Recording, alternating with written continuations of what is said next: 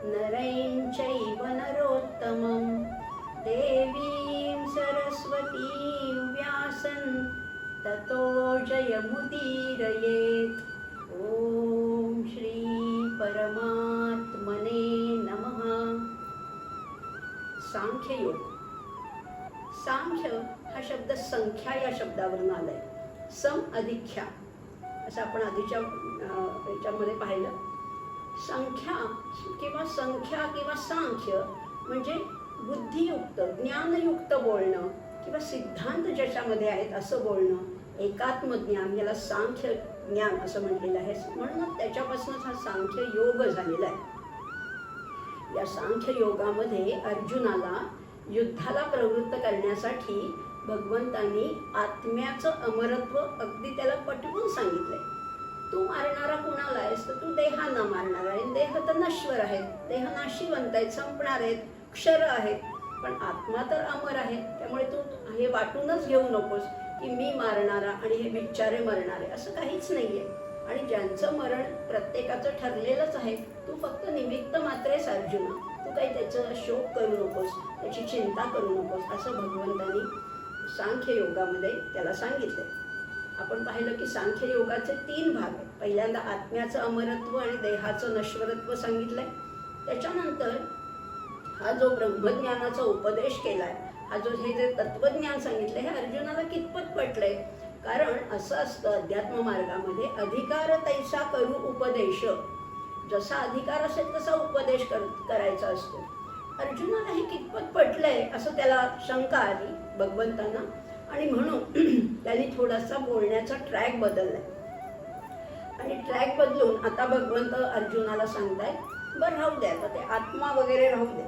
समजा तू क्षत्रिय तर आहेसच आणि तुला त्या क्षत्रियत्वाचा, तुझ्या क्षात्र धर्माचा अभिमानही आहे, तुझी वीरवृत्ती सुद्धा अतिशय पराक्रमी असा तू वीर आहेस। त्यामुळे तू जर का त्या दृष्टीने विचार केला, समजा तुझ्या स्वधर्माचं जर का पालन करायचं झालं, तरी सुद्धा तू या युद्धापासून विन्मुख होणं, युद्धाला पाठ फिरवणं अजिबात योग्य ठरणार नाहीये। त्यामुळे सुद्धा तू हे स्वधर्ममपीच्या अपेक्षम न विकंपितुमर्हसि धर्म्याधियुद्धात् श्रेयोन्यत् क्षत्रियस्य न विद्यते, असं भगवंत आता नवीन विषय मांडलाय।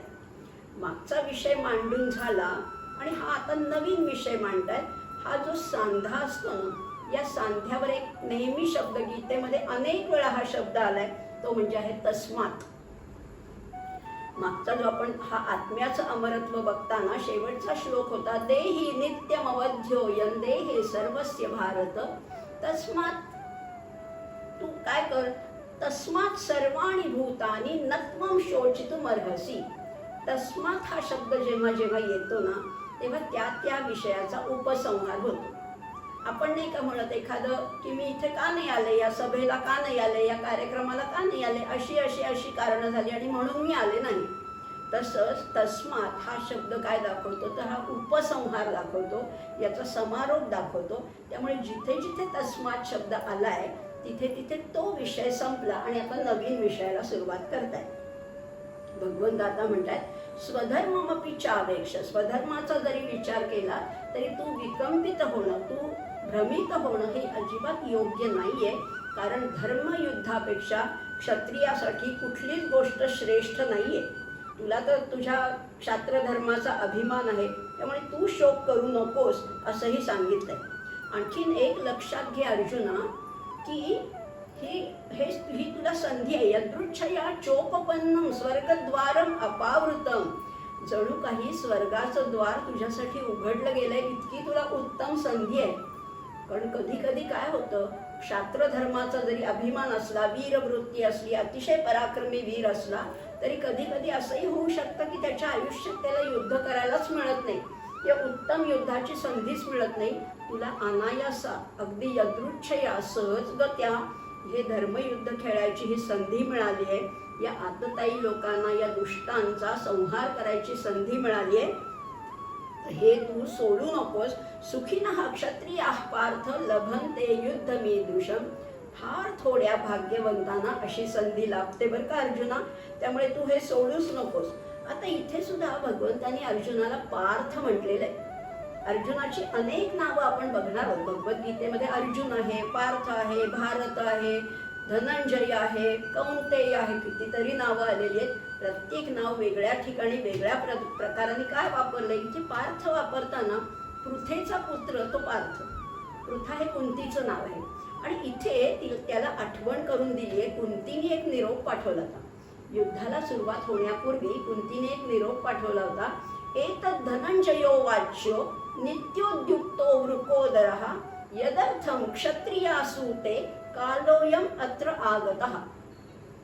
ज्याच्यासाठी क्षत्रिय स्त्री आपल्या मुलांना जन्म देते ना, तो काळ आत्ता आलेला आहे. म्हणजे आता या क्षत्रिय धर्माचं पालन करण्याची वेळ आली आहे, असा निरोप धनंजयाला आणि वृकोदर असणाऱ्या अशा भीमाला माझा हा निरोप सांगा की तुमच्यासाठी एवढ्या प्रसव वेदना सोसल्यात मी आणि तुम्हाला जन्म दिलाय. आता तुमच्या जन्माचं सार्थक करण्याची ही वेळ आलेली आहे, असंही तिने निरोप दिला होता.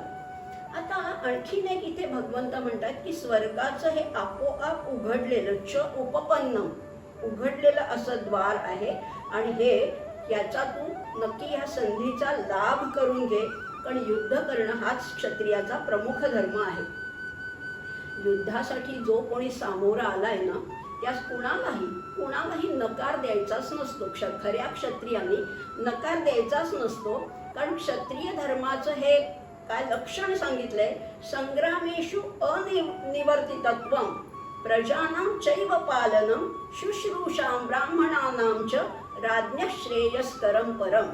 त्यामुळे राजाचं मुख्य धर्म काय आहे, मुख्य काम काय आहे, तर संग्रामेषु अनिवर्तितत्वम, संग्रामातून परत जायचं नाहीये, प्रजेचं पालन करायचंय, ब्राह्मणांची शुश्रूषा करायची, सेवा करायची असं सांगितलंय. आणि हेच राजाचं कर्तव्य, हेच क्षत्रियाचं मुख्य धर्म आहे. किंवा गीतेमध्ये पुढे येणार आहे 18व्या अध्यायामध्ये, शौर्यंते जो धृतिर्दाक्षे युद्धे चाप्य पलायनम, युद्धातून पळून जायचं नाही, कधीही युद्धाला पाठ दाखवायची नाही, माघारी फिरायचं नाही. हे क्षत्रियाचं जर कर्तव्य असेल तर तू कसं काय ह्याला नाही म्हणतोयस. इथे आता आणखीन एक ज्ञानेश्वरीमध्ये माऊलीने तर इतकी सुंदर उपमा दिली आहे. ही जी संधी चालून आली आहे ना, याला माऊलीने म्हटलेलं आहे की जणू जांभई देण्यासाठी तोंड उघडावं आणि तोंडामध्ये आपोआप अमृत पडावं, इतकी तुला सहज संधी साधून आलेली आहे. यदृच्छया इतकी संधी चालून आली आहे. त्यामुळे तू ही संधी घे. आणि धर्मशास्त्र पण सांगतं की युद्ध करणं हाच मुख्य क्षत्रियाचा धर्म आहे. आता तुला वाटत असेल की मी असं केलं तर काय बिघडलं, पण आत्तापर्यंतचं तुझं जे कारकीर्द आहे, आत्तापर्यंत तुझे एवढं शौर्य गाजवलंय, जेवढे पराक्रम गाजवलेत, त्यामध्ये तू अगदी शूरवीर आहेस, योद्धा आहेस, पराक्रमी असा योद्धा आहे. आणि तुझ्या हातनं कधीही चूक घडलेली नाही, स्वधर्माला प्रतिकूल असं वर्तन तुझ्या हातनं कधीच घडलेलं नाहीये. आता तुझ्या खरंच आहे असं आहे की पांढऱ्या शुभ्र कपड्यावरचा डाग पटकन उठून दिसतो. त्यामुळे त्या लोकांनी जे चुकीचे वागतायत त्यांनी कसंही वागलं तरी चालेल, पण तुझ्यासारख्या रुजू अंतःकरणाच्या अर्जुनाने असं युद्धामधनं परत फिरणं अजिबात तुला शोभणारं नाहीये. आणि मग तुझं काय होईल अर्जुना, अकीर्तींचापि भूतानि कथयिष्यन्ति ते व्ययाम, आणि संभावितस्य चा कीर्ती मरणागतिरिच्यते. आणि तू जर का पाठ फिरवून पळून गेलास तर तुझं म्हणणं बरोबर आहे. अगदी तुझी जी काय मनोभूमिका आहे ती अगदी बरोबर आहे की तुला यांच्यावर करुणा येते किंवा यांना कसं मारू गुरुना असं वाटतंय, बरोबर आहे. पण खरे जे दुष्ट लोक असतात ते फक्त हेतूचा विचार करत नाही, ते परिणामाचा विचार करतात. त्यामुळे लोक तुला काय समजतील की हा तोच ना अर्जुन, तो जो युद्धातनं पळून गेला तोच ना अर्जुन, अशी तुझी अपकीर्ती होईल. आणि खऱ्या क्षात्राला, खऱ्या क्षत्रियाला, खऱ्या वीराला अशी अकीर्ती अपकीर्ती होणं हे मरणापेक्षा सुद्धा दुस्सह्य आहे. अशी तुला चालणार आहे का? त्यामुळे तुझा पराक्रम, तुझा आत्तापर्यंत गाजवलेले शौर्य, लढाया जिंकलेल्या सगळं विसरून जातील. कारण ना माणसाची ही मनोवृत्तीच आहे. चांगल्या गोष्टी फारच कमी लक्षात ठेवल्या जातात. तुम्ही अगदी 95 चांगल्या गोष्टी केल्यात आणि 5च जरी चुकीच्या केल्यात तर लोक तुम्हाला फक्त त्या 5च चुकीच्या गोष्टीवरनं ओळखतील. तुला अशी अपकीर्ती पाहिजे का अर्जुना? असं नकोय तुला, त्यामुळे तू हे लक्षात ठेव. मरणाद अतिरिच्यते. आणि तुला काय म्हणतील, भयाद्रणादुपरतम, भिवून हा पळून गेला रणातून. मौस्यन्ते त्वां महारथा. आणि असं कोण म्हणतील, तुझ्यासाठी जे सगळे आलेत न योद्धे, तुझ्या प्रेमासाठी, तुझ्या विश्वासासाठी, तुझ्या धर्मकार्यासाठी जे योद्धे तुझ्या बाजूने लढायला तयार झाले, तेही असं म्हणतील की अर्जुन पळून गेला, घाबरला असं म्हणतील. आणखी मुख्य दुसरी गोष्ट अशी होईल की त्यांचाही विश्वासघात केल्यासारखं होईल. तू जर का हे युद्धातनं माघारी फिरलास तर तुझ्या जीवावर, तुझ्या बळावर जे लोक लढायला आले होते त्यांचा विश्वासघात नाही का होणार. आणि येशांचत्वं बहुमतो भूत्वा यास्यसि लाघवम.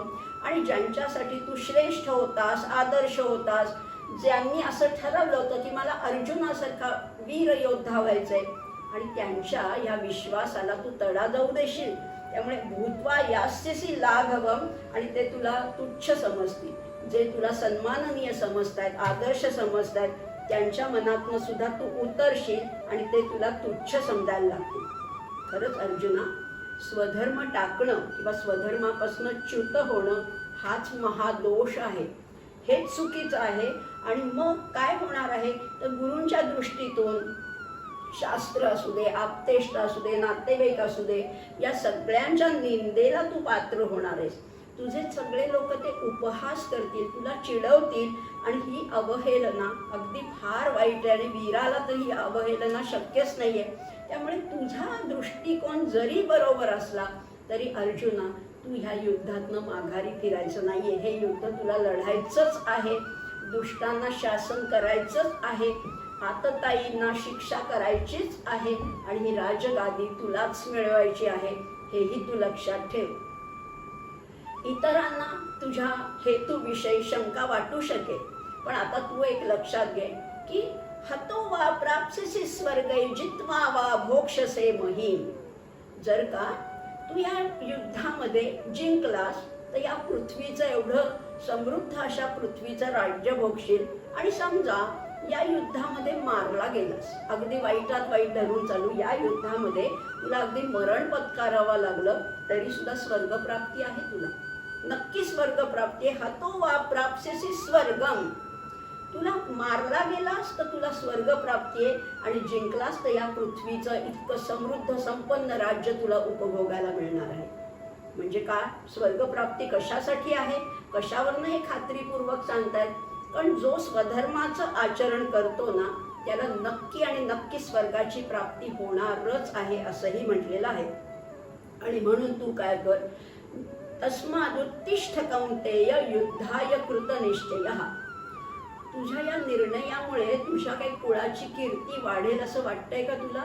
उलट या क्षत्रिय धर्मालाच कलंक लागेल. आणि याच्यापेक्षा दुःखदायक काहीच नाहीये. कारण हे युद्ध कसं आहे सांगू का, हे निर्णायक युद्ध आहे. इथे मारा किंवा मरा हेच आहे. इथे तुमचा तह होणार नाहीये किंवा दोघांनाही मिळणार आहे असंही होणार नाहीये. हे दोनच पर्याय आहेत. त्यामुळे इथे ह्या युद्धामध्ये, या धर्मयुद्धामध्ये तुला माघार घेणं शक्यच नाहीये. आणि जर का तू हा स्वर्ग, आता इथे त्यांनी सांगितलं की जर तू मृत्यू पावलास, मारला गेलास तर तुला स्वर्ग प्राप्ती निश्चित आहे. आता स्वर्ग शब्द हा इथे वापरलाय, गीतेमध्ये स्वर्ग शब्द आलेला आहे. पण ह्याच्या पूर्वी वेदामध्ये, उपनिषदामध्ये कधी स्वर्ग हा शब्दच आलेला नाहीये. मग स्वर्ग हा नव्हताच का? त्यावेळेस फक्त 3 लोक मानले जायचे, पृथ्वी, अंतरिक्ष आणि दिव. दिव हा धातू आहे, द्यू धातू आहे. द्यू म्हणजे प्रकाशने आणि त्याच्यापासून दिव म्हणजे जो प्रकाशमान प्रदेश आहे त्याला स्वर्ग असं म्हटलेलं आहे खरं म्हटलं तर. म्हणजे वेदामध्ये सुद्धा उल्लेख आहे तो उत्तम लोकाचा किंवा ऊर्ध्व गतीचा उल्लेख आहे. कुठेही स्वर्ग शब्द नाहीये. अगदी ओझरता यजुर्वेदामध्ये मला वाटतं स्वर्ग कामो यजेत असा ओझरता 1-2दा उल्लेख आहे. बाकी कुठेही नाहीये. कुठेही स्वर्गाचा उल्लेख नाहीये. मग स्वर्ग आहे तरी कुठे? स्वर्गाचं नक्की स्थान कुठे आहे? तर असंही म्हटलं जातं, म्हणजे पूर्वी अशी कल्पना होती की एक जातीवंत चपळ घोडा 1000 दिवस जर का दौडत सुटला तर तो जिथे पोचेल, 1000 दिवसांनी जिथे पोचेल तोच स्वर्ग आहे. स्वर्ग नव्हतं म्हटलं त्याला, त्याला उत्तम लोक म्हटलेलं होतं. अशा ठिकाणी उत्तम लोक आहे. आणि जे यजुर्वेदातले यज्ञ सांगितले, ऋग्वेदातल्या ज्या ऋचा स्वर्ग कामाची इच्छा करतायत त्या सुद्धा कुठे स्वर्ग शब्द फारसा वापरलेला नाहीये. तर उत्तम लोक किंवा ऊर्ध्वगती असं त्याला म्हटलेलं आहे. मग तुला अर्जुना जर का तू ह्या युद्धात मारला गेलास, कर्म धर्म संयोगाने जर मारला गेलास तर तुला उत्तम लोकाची प्राप्ती होणार आहे आणि जिंकलास तर या पृथ्वीचं राज्य नक्कीच उपभोगायला मिळणार आहे. आणखीन पुढे म्हटलेलं आहे, सुख दुःखे समे कृत्वा लाभा लाभौ जया जयौ ततो युद्धाय युज्यस्व नैवं पापम अवाप्स्यसी. आता इथे आणखीन काय म्हटलंय बघा, सुख दुःखे समे कृत्वा. ही सृष्टी आहे, हे जग आहे, हे कशाचं आहे तर फक्त द्वंद्वाचं आहे. द्वंद्व याचा अर्थ असा आहे की दोन परस्पर विरोधी गोष्टी, सुख दुःख, जय पराजय, मान अपमान, लाभ हानी, अशा ज्या अनेक जोडीच्या गोष्टी आहे किंवा शीत उष्ण, अनुकूल प्रतिकूल, अशा द्वंद्वामध्ये गीतेचं जर का हे तत्वज्ञान बसवायचं झालं तर गीता सांगते दोन्हीला तू समच मान. सुख आणि दुःख सम कसं मानणार, पण सुख आणि दुःखाला सुद्धा सम मानायला गीता सांगते. सुख दुःखे समे कृत्वा लाभ अलाभ जय अजय या सगळ्याला तू समान मान. समत्व आणि समत्व हाच सांख्य योगाचा मूलाधार आहे, मूळ हेतू आहे. त्याची बैठक काय आहे तर समत्वावरच ही सगळी बैठक आधारित आहे, अवलंबून आहे असंही म्हटलेलं आहे. त्यामुळे इथे अर्जुनाला वेळोवेळी वारंवार सांगितलेलं आहे, तू काय होशील तर तू द्वंद्वाच्या अतीत हो. आणि मग काय करशील हे सगळं कर्म सांगितले. त्याच्या अर्थातच आता क्षात्र धर्माचं स्फुल्लिंग चेतवण्यासाठी अर्जुनाला वारंवार हे वेगळ्या पद्धतीने आता तत्वज्ञान सांगितलं. आत्म्याबद्दल सांगून झालं, आता तुझा स्वधर्म कसा आहे आणि जर का स्वधर्म उत्तम रीतीने कसा पाळायचा आहे, फलप्राप्तीची अपेक्षा न करता जर का निरहंकार होऊन स्वधर्माचरण केलं तर ते पाप तुला लागणार नाही. आणि त्या पाप तर लागणार नाहीच, त्याच्यातनं तुझी चित्तशुद्धी होईल आणि त्याच्यातनं तुला मोक्षप्राप्ती पण होणार आहे. आता पाप हा शब्द वारंवार येतो बरं का, पण अर्जुन कसा होता, अर्जुन हा शब्दच मुळे कशावरून आलाय तर तो रुजू अंतःकरणाचा होता. आणि रुजू ह्याचा अर्थ आहे सरळ, जो वाकडा नाही, जो कुटील नाहीये, असा रुजू अंतःकरणाच्या अर्जुनाला सगळ्यात जास्त भीती कशाची होती तर फक्त आणि फक्त पापाची भीती होती. पूर्वी पाप आणि पुण्य या कल्पना फार दृढ ठसलेल्या होत्या समाज मनामध्ये आणि अर्जुन हा अतिशय सरळ वृत्तीचा होता. त्यामुळे त्याला पापाची भीती वाटत होती. त्यामुळे तो सारखं म्हणतो पापमेवा श्रयेदस्मान हत्वैतान आततायिनः. आम्हाला पाप लागेल किंवा आम्हाला नरकात जावं लागेल, नरके नियतं वासो भवती इति अनुशुश्रुम, अशी अर्जुनाला जी भीती होती ना. आणि म्हणून वारंवार भगवंत त्याला उपदेश करताना त्याला सारखे सांगतायत नैवं पापम अवाप्स्यसी, तुला पाप लागणार नाही, तू पापाची काळजीच करू नकोस. तुला जे वाटतंय ना माझ्या स्वजनांना मारून जे मला पाप लागणार आहे तसं तुला पाप नाही लागणार आहे.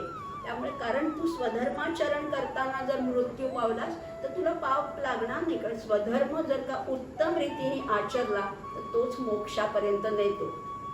कुठल्याही जातीचा, कुठल्याही धर्माचं, कुठलीही व्यक्ती असेल त्यांनी जर का स्वधर्माचं उत्तम रीतीने पालन केलं तर त्याला मोक्ष मिळणार हे नक्की आहे.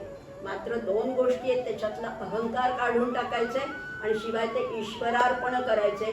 असं केलं आणि चित्तशुद्धीने कुठलंही कार्य केलं तर त्याला नक्की मोक्षप्राप्ती आहे. अर्जुना, क्षात्रधर्म, लढणं, धर्मयुद्ध करणं हाच तर तुझा धर्म आहे. आणि आता इतकी सुंदर संधी आलेली आहे, स्वतःचा उद्धार करण्याची, मोक्षापर्यंत जाण्याची तुला इतकी उत्तम संधी आलेली आहे. आणि आता जर का तू नाही म्हणशील, या युद्धापासून पाठ फिरवशील तर तुझ्यासारखा करंटा तूच हात सोडत बसावं लागेल. इतकी सुंदर संधी तू घे आणि या लढाईला, या युद्धाला, या धर्मयुद्धाला, निर्णायक युद्धाला तयार हो आणि शत्रूचा पाडाव कर असं म्हणून भगवंतांनी अर्जुनाला स्वधर्माचरणाचं फार एक उत्तम तत्वज्ञान सांगितलंय. अर्थातच हे फक्त अर्जुनाला सांगितलेलं नाहीये, याच्यातनं आपण सगळ्यांनी बोध घ्यायचा आहे.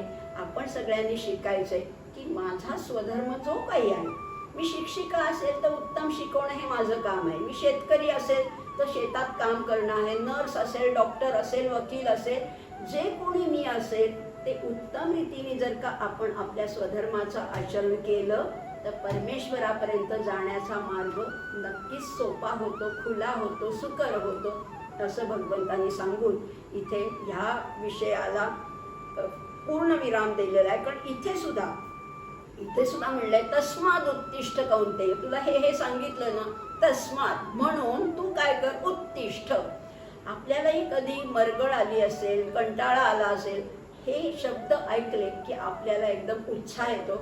भगवंत इथे म्हणतात तस्माद उत्तिष्ठ कौंतेय, आणि इथे कौंतेय म्हटले. मग अशी पार्थ म्हटलं होतं कौंतेय. वारंवार आईची आठवण करून दिलेली आहे, कुंतीची आठवण. पण कुंती ही क्षत्रिय स्त्री आहे आणि या क्षत्रिय स्त्रीच्या पोटी जन्मलेल्या मुलांनी असं वेडं वागणं तिला चालणार नाही. युद्धाला पाठ फिरवणं तर तिला मान्यच होणार नाही. म्हणून तस्मात् उत्तिष्ठ कौंतेय युद्धाय कृतनिश्चया असं सांगून या विषयाचा आपण समारोप करूया.